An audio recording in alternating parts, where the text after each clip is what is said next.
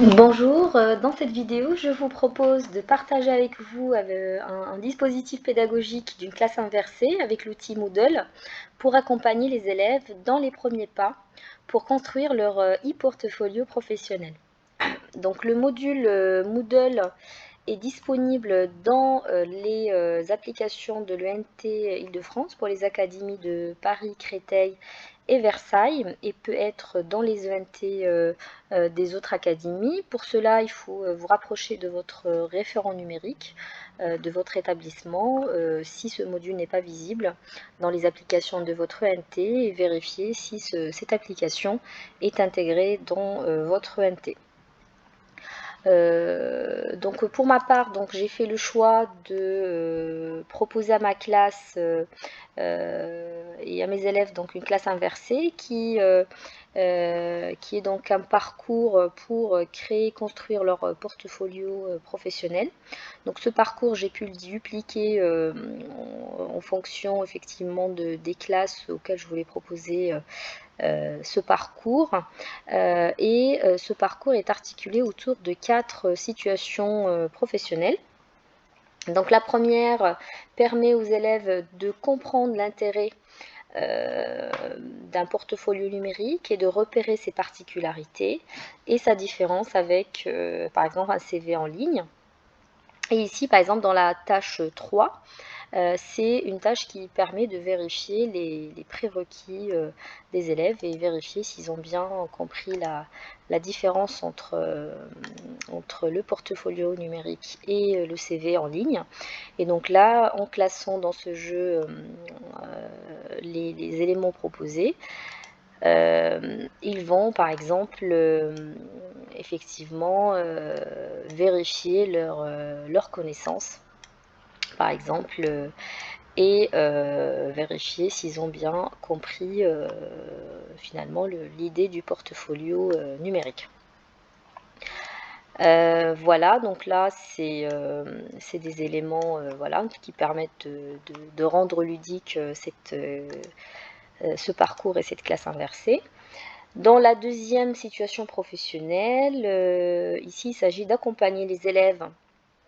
pour structurer leur portfolio autour d'une arborescence. Dans un premier temps, les élèves en équipe vont analyser plusieurs portfolios réalisés soit dans un cadre scolaire ou professionnel,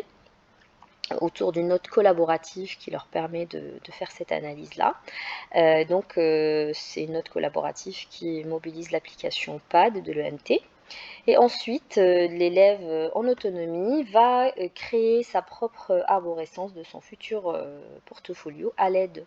d'une carte mentale, là aussi à l'aide d'une application de carte mentale qui est disponible également dans l'ENT. Ensuite, la troisième situation professionnelle propose aux élèves des outils gratuits pour créer leur logo professionnel, créer leur portfolio numérique à l'aide du CMS UX et de rattacher son compte LinkedIn à son portfolio professionnel. Donc ici, le professeur peut tout à fait intégrer d'autres ressources à proposer aux élèves pour d'autres dispositifs de portfolio comme le Padlet, Peartrees ou Netboard par exemple. De mon côté, j'ai choisi de proposer l'outil Wix ADI à mes élèves et donc pour cela j'aurais mis à leur disposition dans ce parcours un ensemble de ressources, notamment une ressource que j'ai créée autour du portfolio numérique. Donc là on est sur une ressource qui est disponible en ligne et qui leur permet de visualiser, en tout cas déjà de découvrir l'univers de Wix et de visualiser aussi des démonstrations pour s'approprier cet outil, à la fois pour modifier le fond et la forme, mais aussi pour ajouter, modifier ou supprimer des rubriques ou des pages par exemple. Et ici, donc ils ont des éléments de repère pour notamment revenir sur cette vidéo et en fonction de leurs besoins et leurs questions, ils vont donc effectivement aller directement à l'endroit de la vidéo qui va pouvoir leur apporter peut-être des éléments de réponse. Ensuite, la situation 4 est un ensemble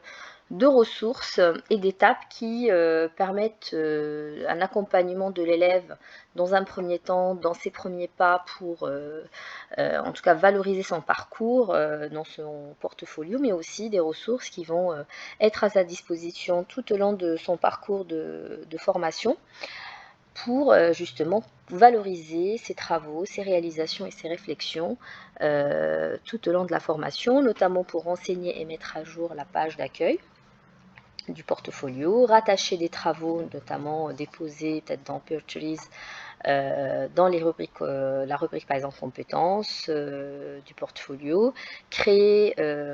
et mettre à jour par exemple son parcours de formation et de CPFMP, valoriser les activités extrascolaires, bénévoles par exemple, sportifs ou ces centres d'intérêt tout simplement, et de créer aussi des espaces pour entrer en contact avec l'élève. Donc là par exemple j'ai créé un portfolio numérique que j'ai proposé à la fin de l'activité aux élèves, qui leur permet en tout cas d'avoir un exemple de portfolio, et donc je fais le choix de le proposer à la fin pour ne pas justement influencer leur choix. Et donc là par exemple on voit ici qu'on peut entrer en contact avec l'élève soit à travers la rubrique contact, ou effectivement ici à travers ce formulaire là, soit effectivement il y a une fonction chat où par exemple un professionnel, un tuteur de stage peut effectivement envoyer un message chat à l'élève, mais aussi une rubrique témoignage où justement un tuteur de stage ou un professeur peut tout à fait venir déposer un commentaire par exemple, ou une appréciation sur le travail de l'élève. Voilà, donc ce parcours de formation a vocation en tout cas à rendre les élèves plus autonomes dans la réalisation de ce travail-là. Et c'est vrai que par rapport à ma petite expérience, ce parcours en tout cas, et cette activité en classe inversée m'a permis d'être plus disponible pour les élèves et de personnaliser mon accompagnement auprès de chacun. Puisque chacun travaillait déjà d'une façon autonome, et puis moi j'ai pu me rapprocher des élèves qui avaient besoin de moi et proposer un accompagnement de proximité. Voilà, donc à la fin de cette vidéo, je tiens aussi à préciser que ce parcours, en tout cas les ressources et ce parcours est également disponible sur le site du SERPEG sous format zippé, que vous pouvez tout à fait télécharger et intégrer dans votre parcours Moodle ou dans votre Moodle